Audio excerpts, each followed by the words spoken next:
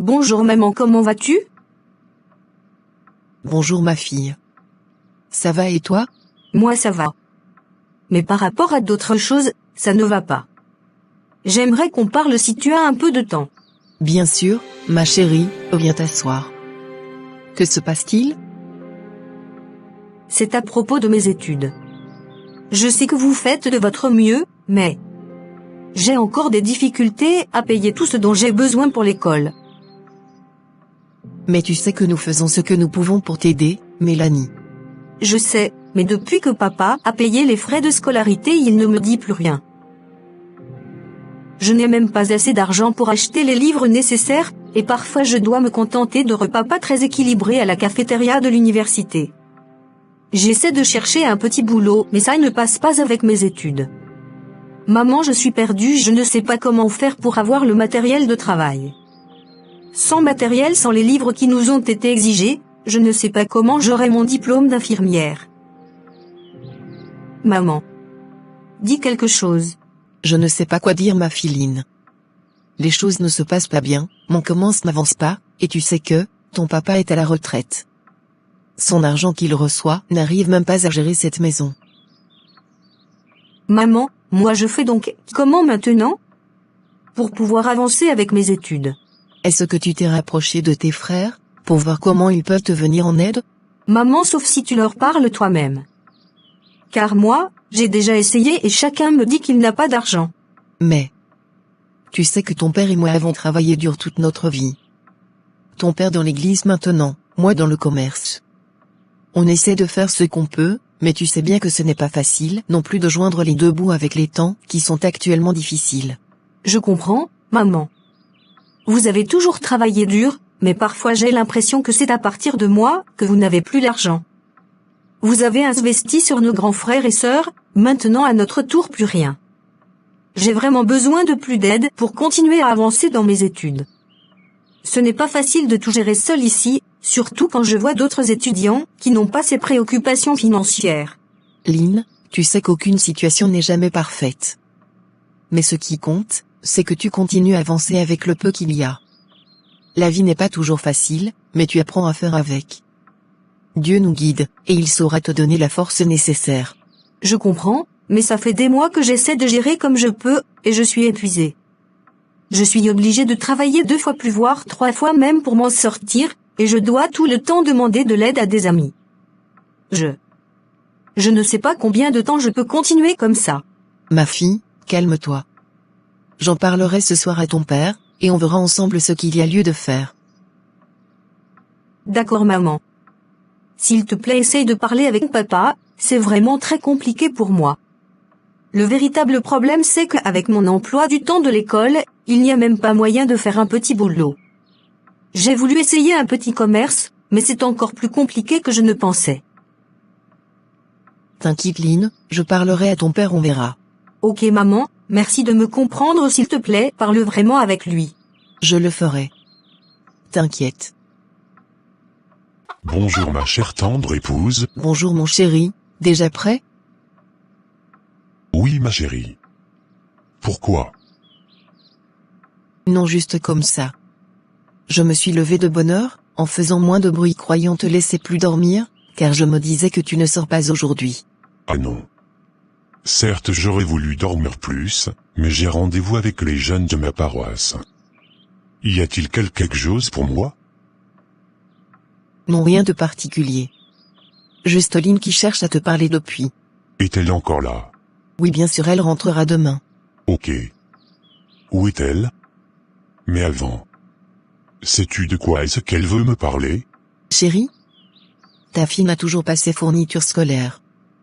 Et c'est compliqué pour elle. Elle m'a expliqué comment c'est difficile pour elle d'étudier plus aisément sans avoir recours à ses camarades de classe. Mais ceux-ci ne sont pas souvent très disponibles pour qu'elle puisse se servir de leurs livres et leur matériel. D'accord, je vais parler avec elle avant de sortir. Bonjour ma fille. Comment vas-tu?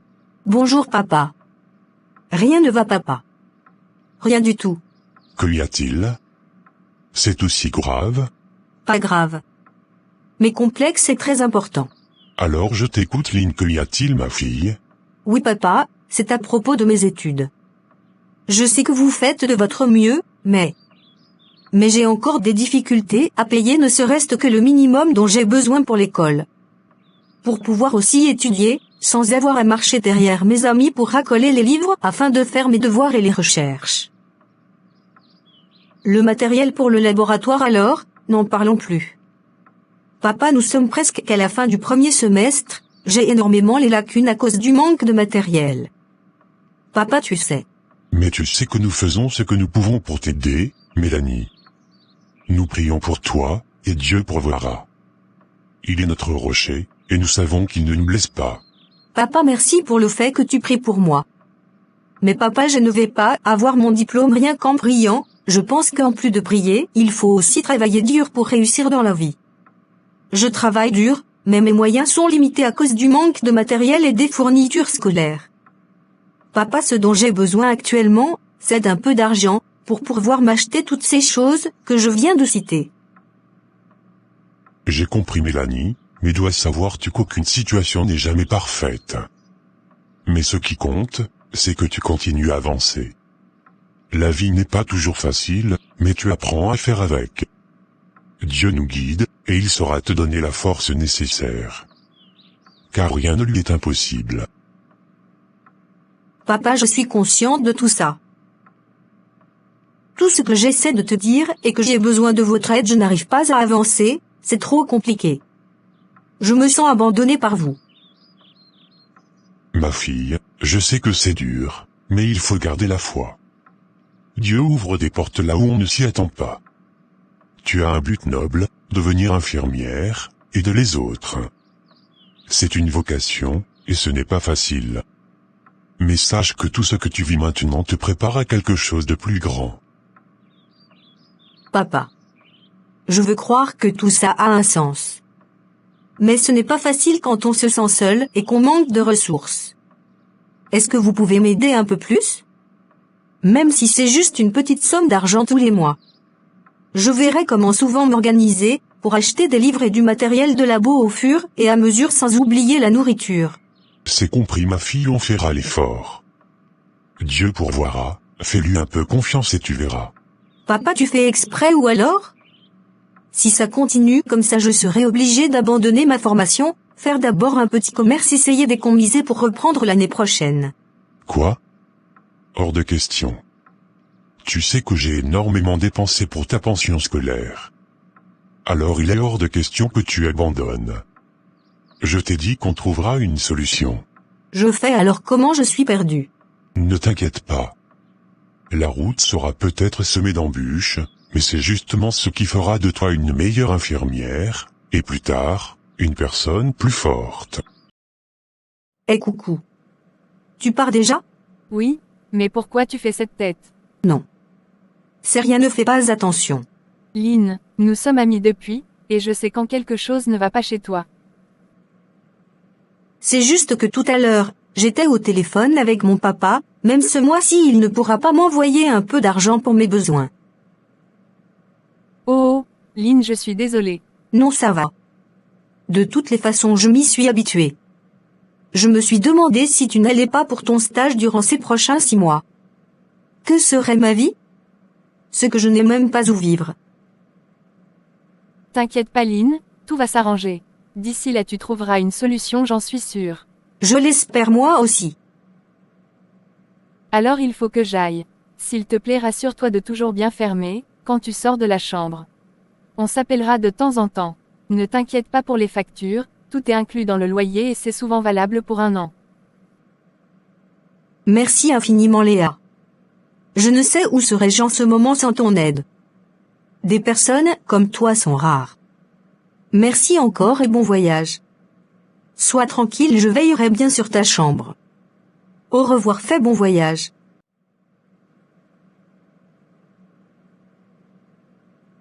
Seigneur, tu ne m'as pas oublié.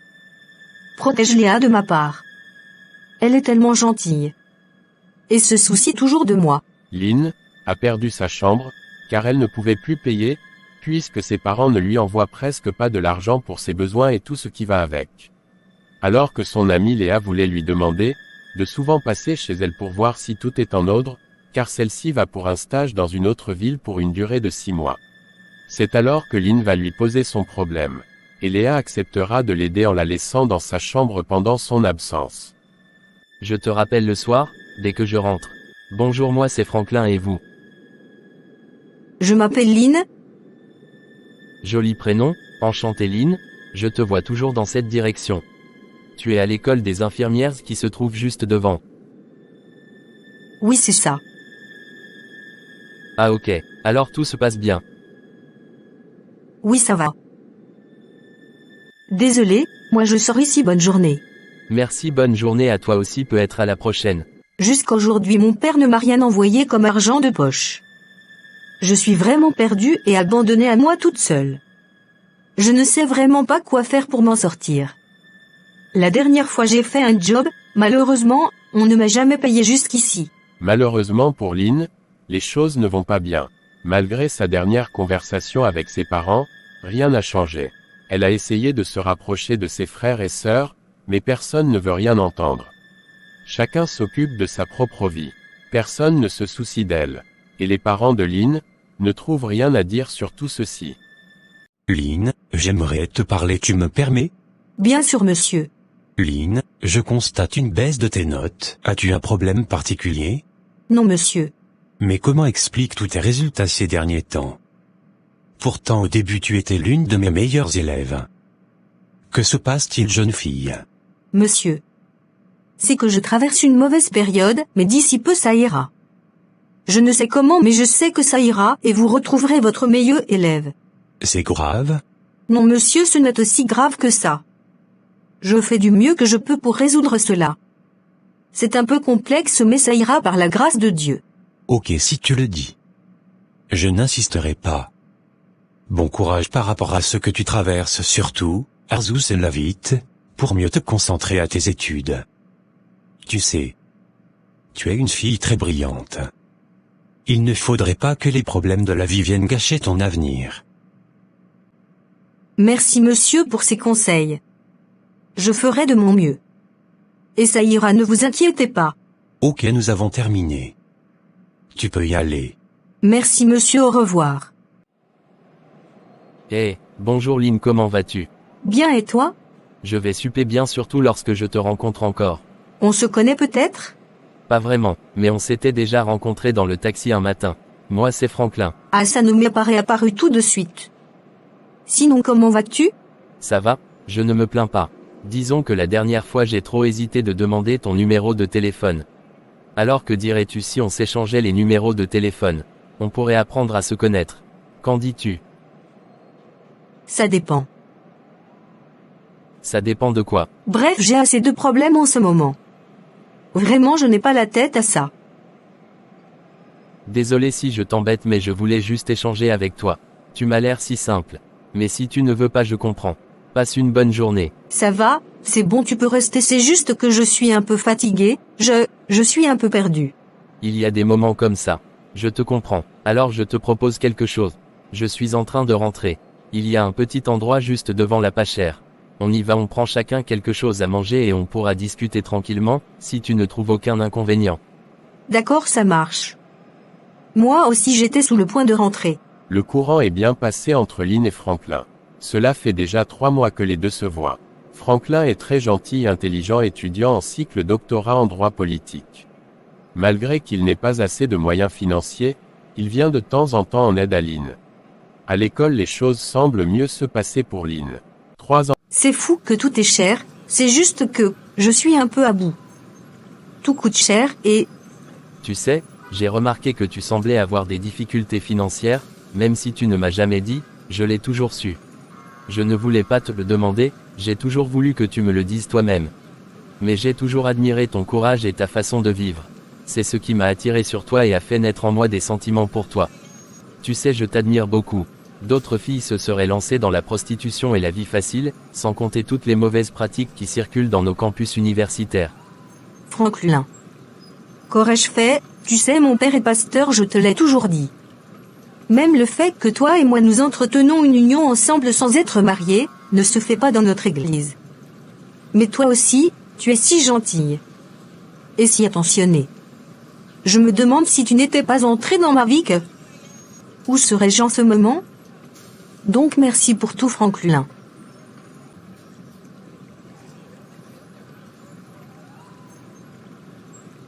Allez, c'est bon, les compliments, qu'est-ce que tu voulais acheter? De l'huile, du riz et de la tomate. Allons-y, j'espère que ce que j'ai ici va suffire. Tu es vraiment la seule personne qui me soutient. J'ai l'impression que tout le monde m'a abandonné. À un moment, j'avais voulu abandonner mes études, c'était trop difficile. C'est normal de se sentir comme ça parfois. Mais tu n'es pas seul, Lynn. Si tu abandonnais, tu regretterais de ne pas avoir persévéré, et voilà maintenant tu es à la fin. Je t'assure. En partie grâce à toi. J'espère seulement que, tu ne m'abandonneras pas une fois que tu auras obtenu ton diplôme et trouvé le travail. Franklin. Toi aussi. Donc tu crois que moi je peux faire ça? Tu es quelqu'un de bien aimable et attentionné. Toutes les filles aimeraient avoir un garçon comme toi. Donc tu t'imagines que je vais te lâcher d'ici? Même dans ton rêve.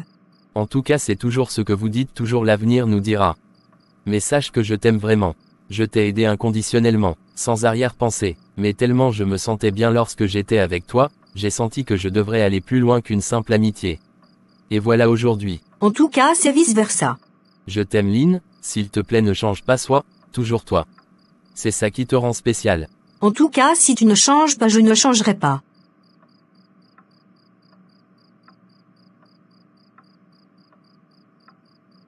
Lynn et Franklin sont en couple depuis un bon bout de temps.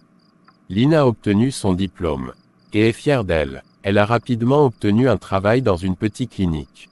En tant que débutante, elle ne gagne pas grand-chose, sauf qu'un événement va venir bouleverser sa vie. C'est qui?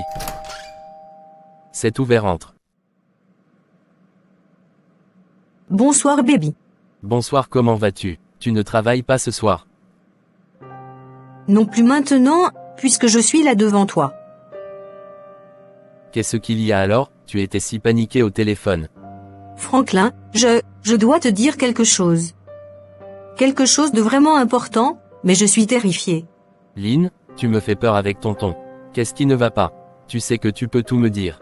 Depuis 3 jours, je ne me sens pas bien, j'ai la fièvre, j'ai vomi hier matin et ce matin encore, je me suis dit qu'il faudrait que je fasse le test de grossesse. Et j'ai fait un test, et je suis enceinte. Oh mon Dieu, Lynn, tu es sûre? Oui, je suis sûre. Je ne savais même pas comment te le dire. C'est tellement irréel. Tu comprends, n'est-ce pas? Je ne sais même pas si c'est un cadeau ou une malédiction. Je suis perdue. Mais on va gérer ça ensemble, Lynn. On trouvera une solution. Tu n'es pas seule. Pour ma part, c'est censé être une bonne nouvelle. Je comprends ta réaction. Ce n'est pas ça, Franklin. Ce n'est pas seulement entre nous. Tu sais ce que ça signifie dans ma famille. Dans notre église. Mon père, il ne peut même pas s'imaginer que j'entretiens ce genre de relation. Déjà. Il m'a toujours enseigné que ce genre de choses est un péché. Une honte. On doit d'abord se marier avant d'entretenir des rapports sexuels. Et, je suis sa fille. La fille du pasteur, comment vais-je faire face à ça? Comment je vais leur annoncer ça? Je sais, Lynn, mais que comptes-tu faire? Tôt ou tard ça pouvait arriver. Essaye de te calmer. Me calmer comment? Tu sais dans quoi je me suis mise. Je n'essaie pas d'imaginer, mais je sais, vu la circonstance, que ça ne sera pas bon du tout. Mais tu dois te calmer, la situation est déjà là. Et on ne peut rien contre ça. Juste voir comment nous devons agir pour avancer. Lynn était à 3 mois de grossesse, lorsqu'elle l'avait annoncé à Franklin. À cause de sa grossesse, elle a dû arrêter le travail. Franklin, qui avait fini sa thèse de doctorat, cherchait le travail sans suite. Ça devenait très compliqué pour les deux. Lynn, pendant tout ce temps, n'avait pas visité ses parents, alors à la fin du 6e mois de grossesse, elle décida d'aller rendre visite à ces derniers et profiter pour leur annoncer qu'elle est enceinte. Bonjour maman. Bonjour ma fille. Mais tu n'as pas dormi cette nuit? Pourquoi tu as l'air aussi fatiguée? Évidemment maman. Je le suis. Est-ce que tu peux t'asseoir? J'ai quelque chose à te dire. Je t'écoute ma fille. Qu'y a-t-il? Maman, je suis enceinte. Quoi? Oui maman, je suis enceinte. Oh, mon Dieu, ma pauvre fille, mais comment ça a pu arriver?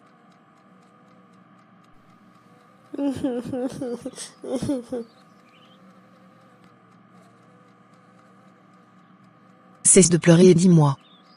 Tu as combien de mois et que comptes-tu faire?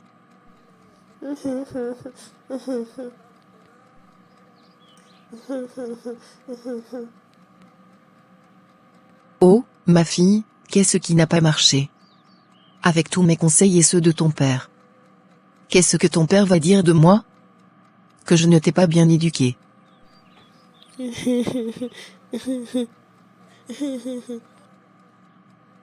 Que comptais-tu faire maintenant? Je vais rentrer et accoucher.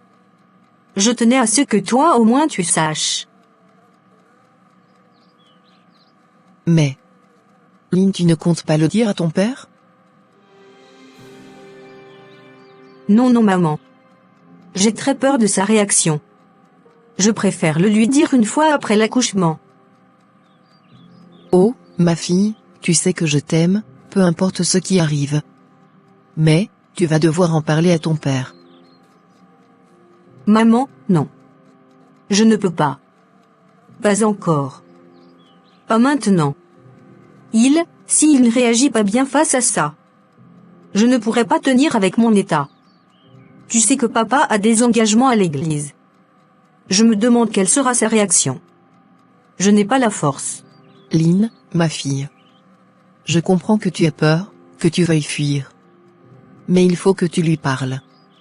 C'est ton père. Il a besoin de savoir.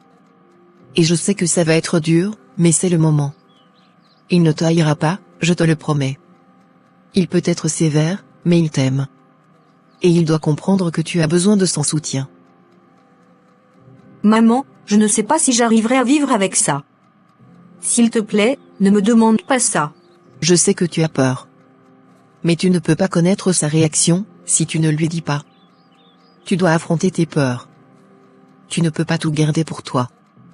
Si tu le fais, ça te détruira. Et tu sais que je suis là pour toi, mais ton père doit savoir, même si c'est difficile. C'est ce que je t'ai appris, n'est-ce pas? La vérité finit toujours par sortir. Et il faut lui faire face maintenant. Mais maman, tu ne pourrais pas lui dire à ma place. Non ma chérie. C'est à toi de le faire. Et fais-le avant de rentrer, avant qu'il ne soit trop tard. Je suis perdue. Tu sais. Peu importe. Un enfant est une bénédiction. C'est la façon dont tu vas te comporter dans l'avenir qui est important. Après tout, nous sommes les êtres humains. Tu as failli, maintenant c'est le moment de te relever et avancer. Cela commence en expliquant ta situation à ton père. Alors ma fille, comment ça se passe au travail? Et pourquoi tu ne nous visites plus comme avant?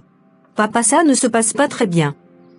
Je suis enceinte. Je ne voulais pas te faire de mal, mais je devais te le dire. Quoi? Ah, je suis désolée. Quoi? Tu es quoi? Toi, ma propre fille? Enceinte? Comment une telle chose a-t-il pu arriver? Une chose pareille? Papa, je suis désolée. Je sais que ce n'est pas une bonne nouvelle, mais j'ai besoin que tu me comprennes. Je n'ai pas voulu que tout ceci arrive. Ah bon?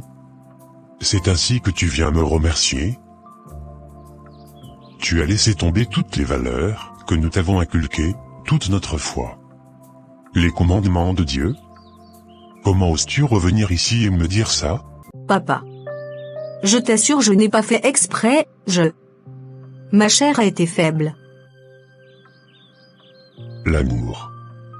L'amour ne change rien à la réalité, Lynn. Ce que tu as fait, c'est impardonnable. Tu as brisé notre réputation. Tu as brisé la confiance de toute la communauté chrétienne. Tu ne comprends même pas la gravité de tes actes. Tu penses que tu peux tout réparer avec des larmes et des excuses? Chérie, s'il te plaît. Calme-toi. Non. Non. Il n'y a pas d'excuse. Tu n'es plus la fille que je pensais avoir élevée. Tu m'as déçu, Lynn. Tu as choisi cette voie, tu devras en assumer les conséquences. Je ne te pardonnerai pas tout ça. Je suis vraiment déçu. Tout ce que j'enseigne aux fidèles à l'église. Ma propre fille vient me montrer le contraire. J'espère que tu n'accoucheras pas de ton bâtard dans ma maison. Je t'apporte de l'eau à boire. Pas s'il te plaît, ne dis pas ça. Il faudrait que tu saches aussi que tout ceci arrive aussi à cause de vous. Car je suis sûr que si vous m'aviez assez soutenu quand j'avais besoin de vous, je ne me serais pas intéressé aux hommes. Je ne suis pas fier de ce que j'ai fait ni de ce qui m'arrive. Mais papa, tu ne peux pas parler comme ça, je suis ta fille.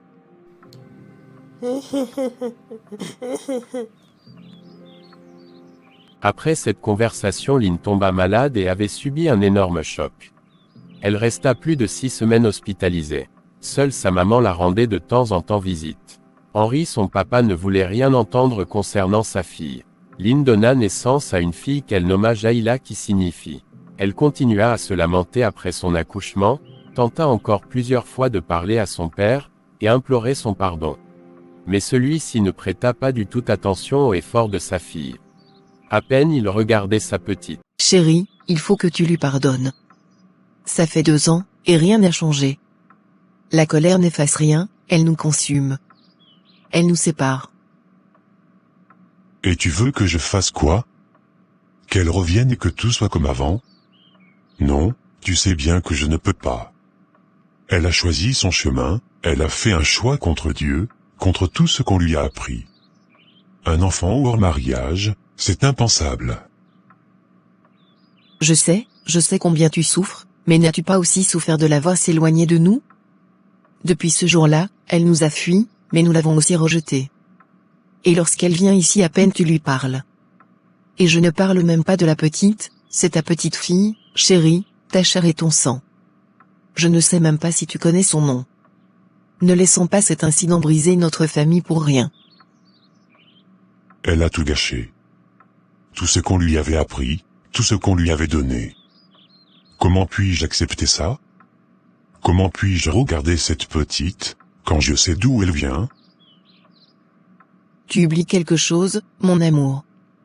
Dieu, dans sa miséricorde infinie, nous a appelés à pardonner. Nous ne sommes pas parfaits. Nous avons aussi fait des erreurs, mais le pardon nous est donné chaque jour, chaque minute. Et si Dieu pardonne, qui sommes-nous pour ne pas faire de même? Mais, et les principes? Qu'est-ce que cela signifie pour notre témoignage en tant que chrétien? Les principes, je les comprends. Mais l'amour est le plus grand de tous les principes. Pardonner, c'est restaurer ce qui est brisé. La vérité, c'est que nous avons une famille brisée, et toi, en tant que père, tu as le pouvoir de la guérir. Si tu fermes ton cœur, tu la perds à jamais, et cette petite aussi. Je suis tellement en colère. Je suis fâché contre elle, contre ce qu'elle a fait. Mais la petite, elle n'a rien fait de mal. Non, elle n'a rien fait. Elle est innocente dans tout ça. Elle a besoin de son grand-père. Elle a besoin de toi.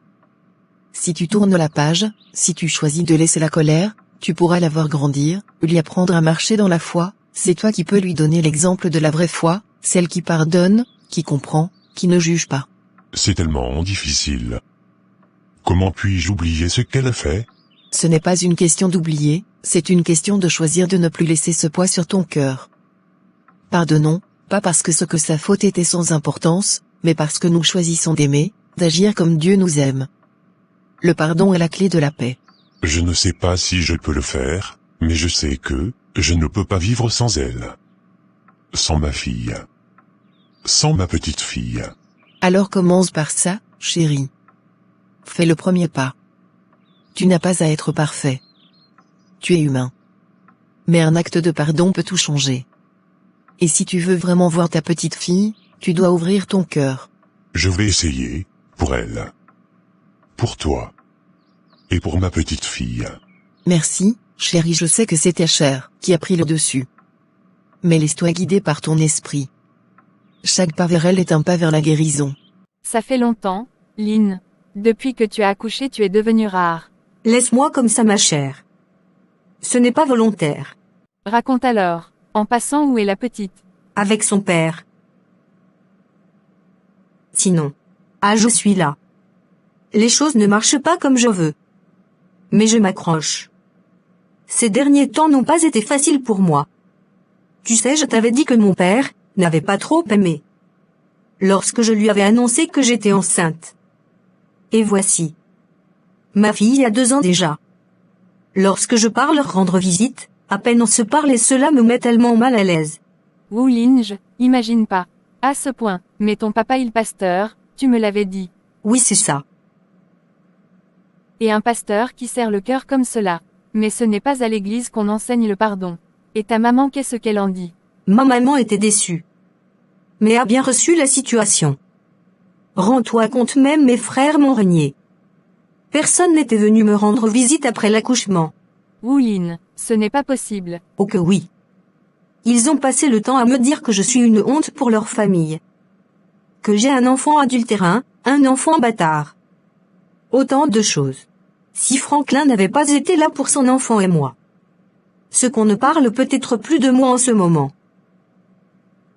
Mince, je ne savais pas que tu as vécu tout ceci en mon absence. Mais je dois avouer que tu es une fille forte. Malgré ça, tu as eu ton diplôme. Et tu continues à rendre des services à tes frères. Comme si de rien n'était. Je veux faire comment? Quand je pense à toutes les galères que tu as vécues pendant ta formation. Ils étaient tous là, et travaillaient déjà, mais personne ne t'a jamais donné même un peu d'argent pour te soutenir ou t'appeler même l'argent d'une photocopie. Chacun était concentré sur sa vie. Il a fallu que je revienne avec un enfant. Du coup, chacun se fâche. Comme si ça devait changer quelque chose dans ma vie. Tu sais, la faute revient aussi beaucoup à tes parents. Tu sais, mon père aussi est à la retraite. Mais il avait commencé à garder un peu d'argent pour mon petit frère et moi. Afin que même s'il est malade, que nous puissions continuer avec nos études. En plus de ça, tu sais que j'ai 3 autres frères et sœurs, et 2 travaillent déjà. Du coup, ma mère avait instauré que mes grands frères et sœurs doivent nous soutenir de temps en temps pour nous épargner certaines situations. Par exemple, cette année, c'est ma grande sœur qui a payé ma chambre. Je pense que tu as raison. Mon père a eu beaucoup d'argent. Mais il a misé sur ses grands-enfants. Mes frères ont toujours tout eu. Ils ont de grandes écoles et universités. Et tous travaillent et gagnent bien leur vie. Mais sauf que ça s'arrête là. Ni mon ni ma mère. Personne n'a vraiment encore parlé à mes frères, de pouvoir aussi nous soutenir, vu que mon père n'a plus de ressources. C'est ça, je te connais assez, je ne justifie pas ton acte, mais je sais que si tu avais été assez soutenu par ta famille, tu ne te serais pas retrouvé avec un enfant hors mariage. Mais ne t'en fais pas. Sois fier de ton enfant, tu es une fille brave. Vis ta vie, ils finiront par lâcher leur colère, surtout s'ils sont les enfants de Dieu. En tout cas, tout ça est derrière moi. Au moins aujourd'hui j'ai ma boule d'énergie qui est là. C'est elle ma force. Je ferais quoi aujourd'hui sans elle? Je rends grâce au Seigneur. En plus j'avais même déjà quel âge, 28 ans. Ah ça, mais je ne comprends pas vous les gens de l'église. Comment un papa peut refuser de pardonner à sa fille sous prétexte qu'elle a désobéi au commandement de Dieu? Nous sommes faits de chair, donc je considère que c'est leur chair qui agit. Où iras-tu pour les congés? Ou encore si ce n'est pas chez ma mère. Avec ton père. J'y suis déjà habituée. Ça ne me dérange plus comme avant.